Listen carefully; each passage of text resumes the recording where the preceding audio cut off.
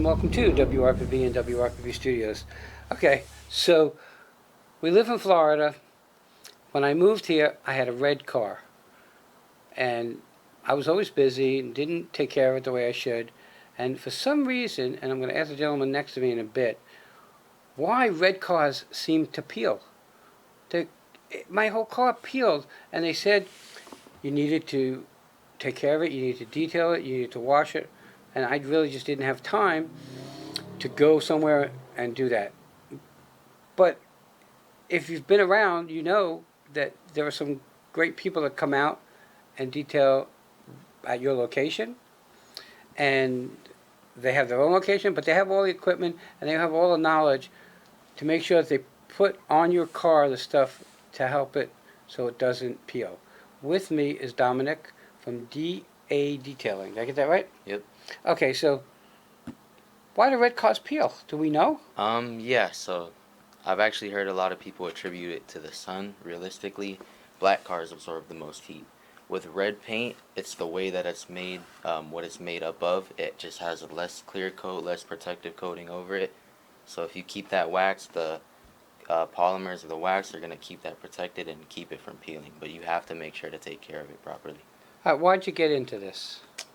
So originally I was young. I just really didn't want to work. All right, you're still young. Yeah. I'm older than dirt, so to me, you're still young. Yeah. Okay, so why'd you get into it? So honestly, I just wanted to do something on my own. I saw a few YouTube videos describing how much some of these detailers made, what you could do with it, and it's just something that seemed interesting to me.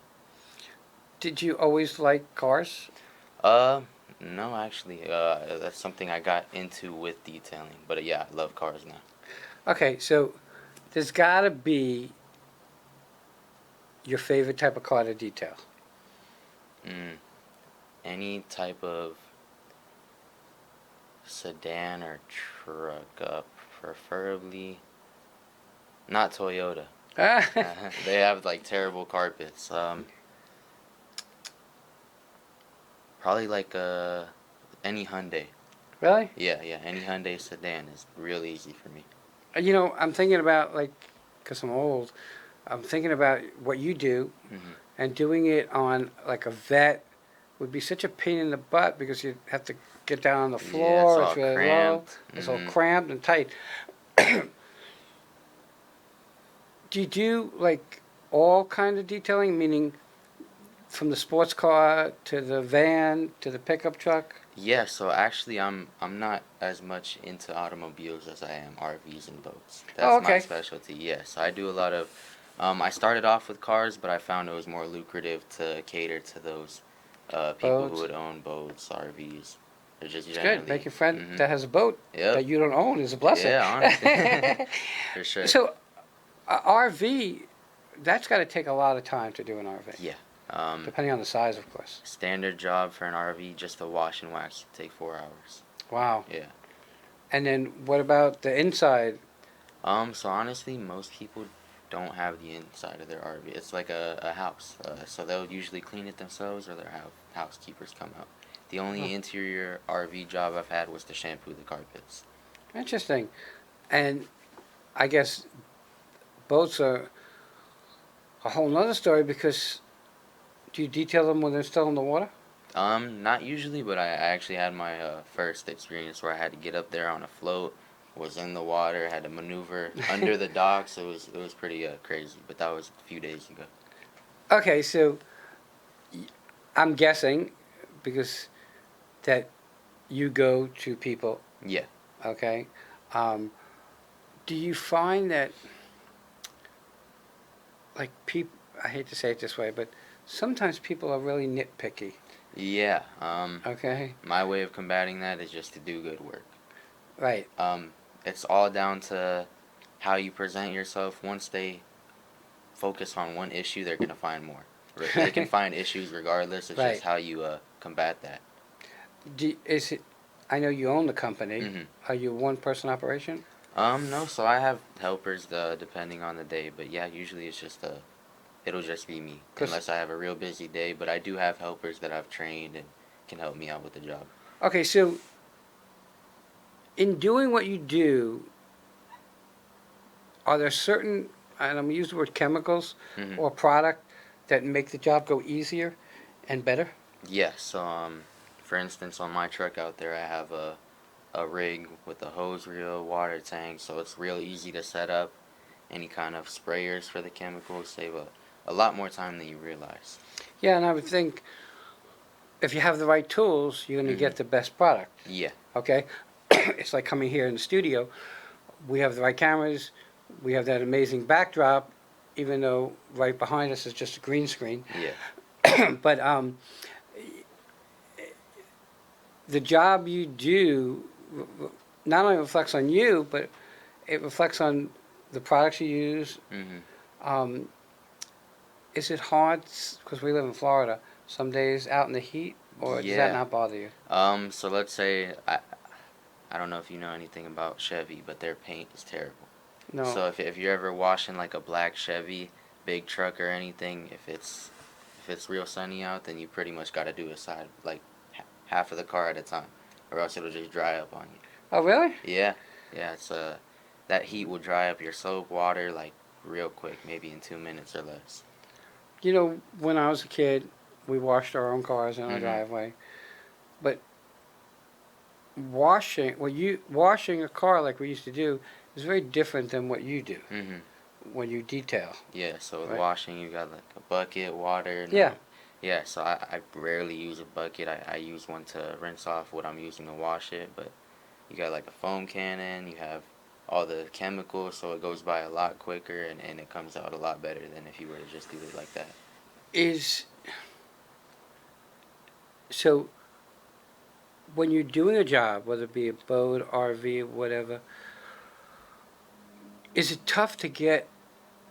Like I know it's hard to get underneath the dash of my car. Mhm. We just spoke about it being a little crazy when you did the boat in the water. Yeah. RV, you have to get on top of the RV. Mhm. Yeah. Yeah. Can you stand on top of an RV? Yeah. So there's a little ladder in the back usually. One time I actually had to uh put on someone else's, like they didn't, it was so old they didn't have a ladder Oh attached, so wow. I had to use some sketchy ladder that they had under their RV, and it was a So whole. do you, so you bring with you your truck, which is, Mhm. I guess, for lack of a better word, decked out to Yeah. do this, Yeah. and you bring with you your scenario of chemicals. Mhm. Is do you use different chemicals for different um, vehicles? Like, does a boat use a different chemical because it's like fiberglass and a car is? Yeah. So it really depends on the job, but certain things like a wash and wax would be more standard. You use the same stuff.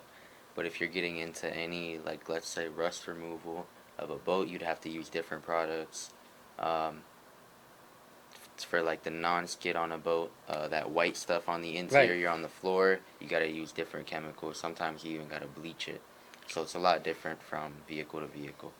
Well, it's also, if you know anything about boats, the floor on a boat is is very, it's not flat and smooth. Mhm. So you got to get in because the dirt collects inside, of course, Yeah. the crevices. Yeah. So you got to be able to get that out. Um, and all I can think about is that on some of those boats, you're going to be getting on your hands and knees and scrubbing. Definitely. Is that what you really have of Yeah. that? Yeah. What about like a boat, more than a car, has the seats that are almost always exposed to the elements in the sun? Mhm. Do you use different kind of chemicals on the seats to keep them like from cracking and stuff like that? So yeah, it's kind of difficult to put any kind of protective material because it'll just fade away like that. But with the seats, you have to remove all the cushions. One thing I like to use is surprisingly a Mr. Clean sponge. So Really? that kind of whitens up everything you can think of. Isn't there Or bleach in there? a little bit, yeah, I thought so. yeah. Yeah, so I mean, I can get that that would help keep it clean and whatever. Mhm. What's the hardest to do? I mean, when it comes to, I mean, like RVs go from small Mhm. to big. Ever do an Airstream, the silver one? No, I've had people ask for pricing, but I haven't actually done one. Okay. Who's your clientele? I mean, are there people who have like an RV, but they have a regular car that they drive normally. They just want to have their RV done and kept nice. I mean, I know a lot of people who have RVs worry about their tires Hmm. cracking and stuff. Yeah, so my target clientele would be anyone that's pretty has a good amount to spend on upkeeping on their RV or car, but not car, but their RV and boat. I don't actually try to get them on any services for their car because Okay. my thing is I have a specialized knowledge on RVs, boats that you're not gonna get from just a Right. regular car I've had detailer. detailers on who Uh-huh. don't do RVs or boats. Mhm. They just do cars. Mhm. So you found a niche of something different for people. So if someone calls you, how and what's the time frame from the time they call you to when you can do the job? So it all depends on the season. Right now, we just hit. It was a little bit slow for everyone, just um, with everything going on. But right now, with summer, kids being out of school, parents have a little bit more free time. Right. It's gotten pretty busy, so I'm usually 3 days to a week out. I guess this scenario is someone calls you, Hmm. tells you what they have. Do you ask them to send a picture? Um, if what I like to do is a ballpark price, and then if they agree to that, then I'll go out. If you ask them to send a picture, they won't get back to you half the time. Okay. It's interesting how people see things. But Hmm. you're right, because I can call you and say I have an RV and I need it done, but you don't know if it has a ton of rust. Hmm. You don't know if it's been sitting for a year. You don't know if they've taken care of it. Yeah, So what could be a 4 hour job could end up being a 6 or 8 hour job. yeah, which is why I like to give a non-limiting ballpark, just Right. a starting price usually. Are you usually pretty much on the mark when you give a price? Maybe Um, because you've been doing this. yeah, but if I'm wrong about it, then that just falls all on me. I'm not gonna.